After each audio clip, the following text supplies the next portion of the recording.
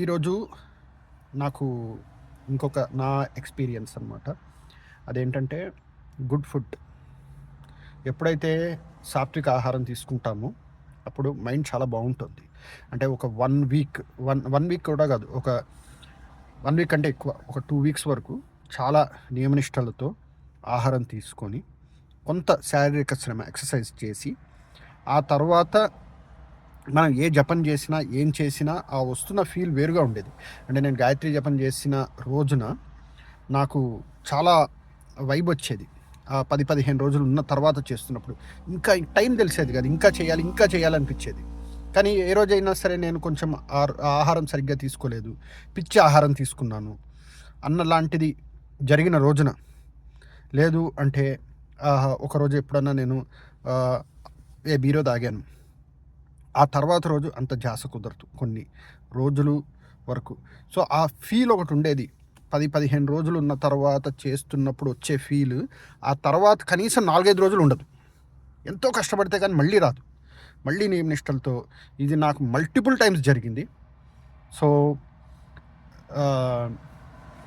నాకు ఉన్న ఈ బీర్ తాగేయడము, ఈ అలవాటు అదొకటే నేను. సో, దాన్ని మెల్లగా నేను వదిలించుకునే ప్రయత్నం చేస్తాను. ఆల్మోస్ట్ చాలా తగ్గిపోయింది. అయితే ఈ అబ్జర్వేషన్ చాలా క్లియర్గా ఉన్న విషయం అనమాట.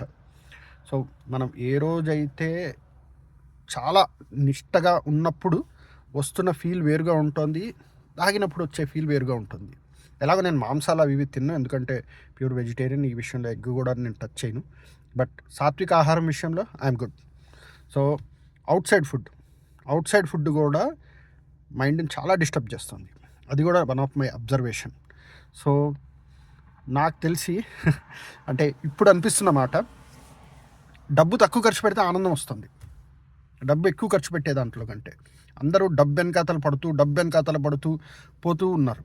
కానీ అది తక్కువ ఖర్చు పెడితే ఆనందము, సంతోషం అంటే ఏంటి? మెటీరియల్ ప్లెజర్ చాలా మైన్యూట్గా, చాలా తక్కువసేపు ఉంటుంది. ఉదాహరణకి ఈ కార్ నేను కొనుక్కున్నాను. మొట్టమొదట్లో నడిపేటప్పుడు అద్భుతమైన ఫీల్ ఉండేది. కానీ రాను బోర్ కొట్టేసింది ఈ కార్.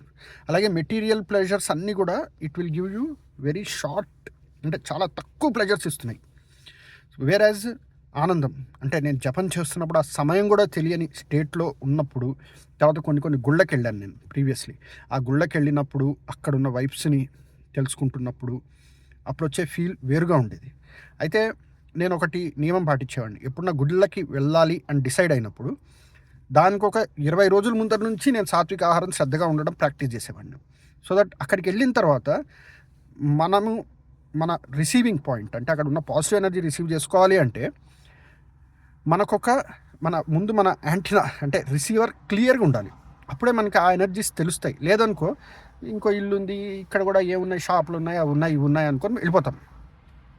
సో, ఆ ఎనర్జీని ఫీల్ అవ్వాలి అంటే ఖచ్చితంగా కొన్ని నియమనిష్టాలు పాటించాల్సిందే. సో, అది నాకు చాలా క్లారిటీగా అర్థమైంది. బహుశా ఇక మీదట ఇంకా నాకు ఇది సెట్ కావట్లేదు. ఎందుకంటే మధ్యలో బ్రేక్స్ వస్తున్నాయి. ఒక్కరోజే కదా, ఏం కాదు, 20 రోజులు చేయలేదు, 30 రోజులు నువ్వు బీరు తాగలేదు, సరే సరదాగా ఒక్కటి తాగు అన్న ఫీలింగ్స్ వస్తున్న ప్రతిసారి నేను దాని తర్వాత కనీసం ఒక వారం రోజులు లాస్ అవుతున్నా, 1 వీక్. కాబట్టి ఈసారి మాత్రం అట్లా పడిపోదలుచుకోలేదు. ఇట్లా 30 చాలాసార్లు పడ్డాను. బట్ ఇక మీదట శ్రద్ధగా ఉండి ఎక్సర్సైజ్, డైట్ అండ్ ఇవన్నీ బాగుంటే గట్ ఫీలింగ్ బాగుంటుంది. Gut is the second brain అంటారు కదా. నా గట్ ఫీలింగ్ అంటారు. సెకండ్ బ్రెయిన్ అంటే కడుపు ఎంత బాగుంటే మైండ్ అంత బాగుంటుంది. ఊహించుకోండి, ఈ ఆవుల్ని కోసుకొని తింటుంటే వాళ్ళ మైండ్ సెట్లు ఉంటాయి, కడుపులోకి పోయి అది ఏమేం చేస్తుంటుంది. కాబట్టి ఆ కొన్ని ఆహారాలు అంత నిషిద్ధం. వాడికి ఇంకా జీవితంలో ఇది పనిచేయదు. ఇంకా అంటే ఆ పాజిటివ్ ఎనర్జీ రీచ్ అవుతుంది, నెగిటివ్ ఎనర్జీస్ చాలా రీచ్ అవుతాయి. సో, వాడు ఆ యాంగిల్లో he will be acquiring negative energies. And అట్లాంటి వాళ్ళ దగ్గరికి వెళ్ళి 5-10 నిమిషాలు కూర్చున్నా సరే మనకు కూడా పిచ్చెక్కుతుంటుంది, ఏదో తెలియని మెంటల్ డిప్రెషన్స్. వేరే పాజిటివ్ ఎనర్జీ ఉన్న చోటుకి వెళ్తే మనశ్శాంతిగా ఉంటుంటుంది. సో, ఇది మై అబ్జర్వేషన్స్.